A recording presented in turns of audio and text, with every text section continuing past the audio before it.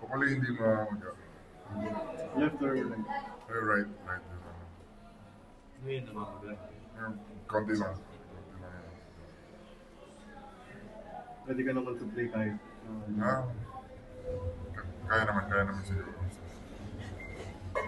Nagulat ka binalik ka pa. Nagulat ka nang binalik ka pa.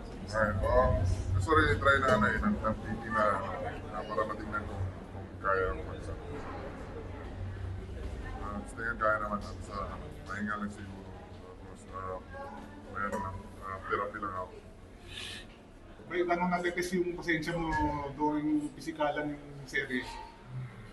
Ngay, okay lang. Kaya naman. Gusto ko yung, kinukontrol ko yung, emotion ko. Ayaw yung emotion niya magkukontrol sa akin. So, kasi, pag anuhan mo kasi, yung physicality, yung tulak-tulak, tapos paglalabanan mo yung tulak, baka ano pa mangyari, diba? Salo lang iinit yung ano. Good thing, nakuha rin namin yung panalo yan talaga. Na ano kami, nakabawi kami, ganda ng start ng Tokentex, ganda ng ilang points sila, ilang 3 points sila ng ano, pero nagano kami, stay composed and then, ay nakuha namin yung laro. May times na yun nga sa series, hindi mo talaga maiwasan eh, na like yung kay PG at yung Okay. Wala yan, expected din kasi ano, sa finals tayo, and then, gusto lang manalo, gusto rin namin manalo. Siyempre, mainit yung ano, mainit yung laban, yung physicality, and expected yun. So ako, try ko yung best ko na ano, control yung emotion ko kasi nga,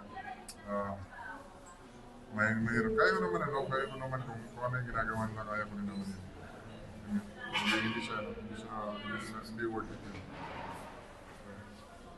Maabot sa punto na napipikong ka.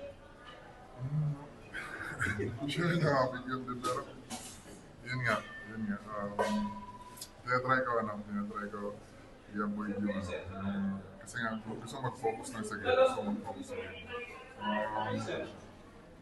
gusto namin manalo, gusto namin manalo na ano, ng championship, yun yung ano, goal namin. So, hindi kami papadala sa ano.